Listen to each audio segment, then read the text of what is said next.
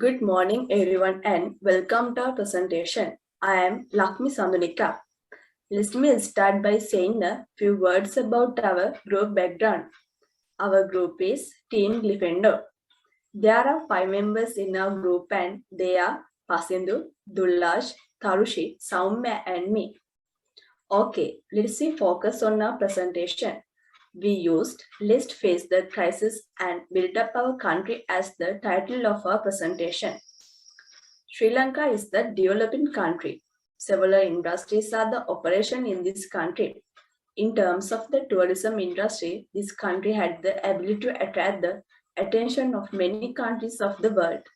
But at the end of the 2019, Sri Lanka faced the huge economic setback to the corona epidemic situation. The economic react was caused by the political, social, energy and exchange rate crisis that started in the country as plunged Sri Lanka into the biggest economic recession in the history. So, let's focus on these crises. First one is the political crisis. In 2022, Sri Lankan political crisis is an ongoing political crisis in Sri Lanka due to the power struggle between President Gotabaya Rajapaksa and the Parliament of the Sri Lanka. It is fueled by the anti-government protesters and demonstrations by the public due to the economic crisis in country.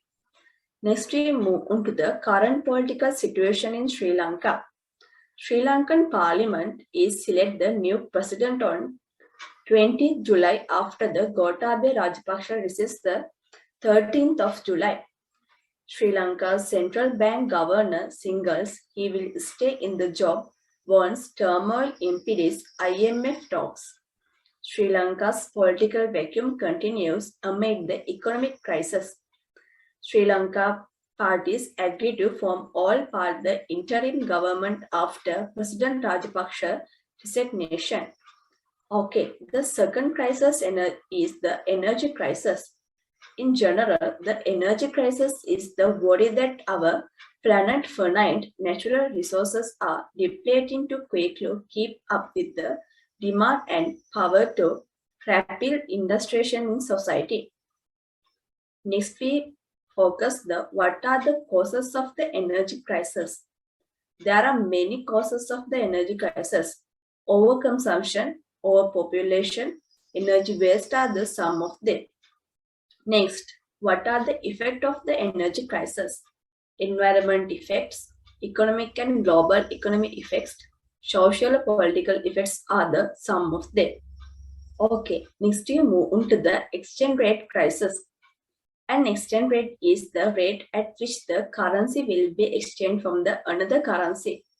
The exchange rate is also regarded as the value of the one country to currency and relation to another currency. What are the factors affecting the exchange rate? Balance of the payments, interest rate level, inflation factors are the sum of them.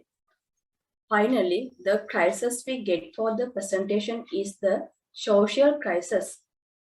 A social crisis is any change or event that pushes the government, nation, or people into such a pleasure that breakdown of the law and order may. How is the current social crisis in the Sri Lanka? And inflation of the country is growing day by day. Due to this, the price of the daily used goods and services have increased. Also, Sri Lanka is facing the crisis of the lack of faith. Due to these reasons, Sri Lanka is facing various social crises. Some of them are poverty, unemployment, inability to access to health service properly, civil rights, and the racial discrimination. Okay, this is the end of my part. Next, I give chance to Tarushi. Thank you. Thank you, Lakshmi. Now I present comparison about economic indicators. They are economic growth, inflation, unemployment rate, government fiscal sector. Gross domestic product. Gross domestic product is the total monetary or market value of all the finished goods and services produced within a country's borders in a specific time period. The following table shows the change of Sri Lankan GDP.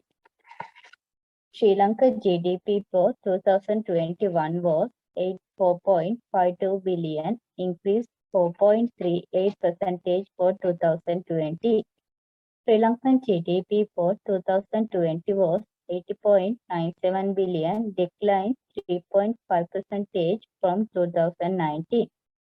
Sri Lankan GDP for 2019 was 83.90 billion, declined 4.62% from 2018.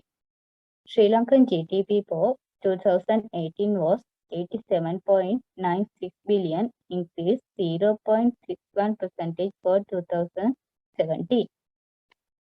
Now, maybe more on to inflation. Inflation is the field economics refers to generic shift in the cost of goods and services throughout the nation. Historical inflation rates is comparison. 2017 is 7.17%. 2018 is 2.14%. 2019 is 3.53%. 2020 is 6.15%. 2021 is 7.1%. Now we move on to next slide.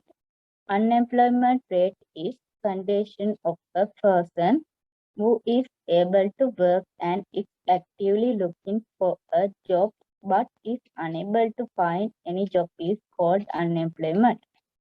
2017 is 4.20%. 2018 is 4.40%. 2019 is 5.50%. 2020 is 5.1%. Another economic indicator is government fiscal sector. Government typically use fiscal policy is promote strong and sustainable growth and reduce poverty. The change can be seen in the paragraph below.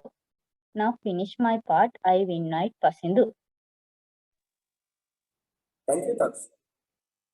We can see that the current situation in Sri Lanka is more difficult than the previous situation. At present, the inflation in Sri Lanka is very high, and Sri Lanka is currently among the few countries with the highest inflation in the world. In the face of the current inflation, the people are also engaged in the life struggle to maintain their lives. And due to the hyperinflationary situation in the country, the people are struggling and working against the rulers. In the year 2020, an economic recession was created due to the corona epidemic, and by 2021, the situation is going down. However, due to the fuel problem and struggles in the country, the economic growth rate is currently falling again. Finally, looking at the unemployment rate, it appears that it has reached much lower than before. However, it can be said that this current situation is not very suitable situation for a country. My part is over.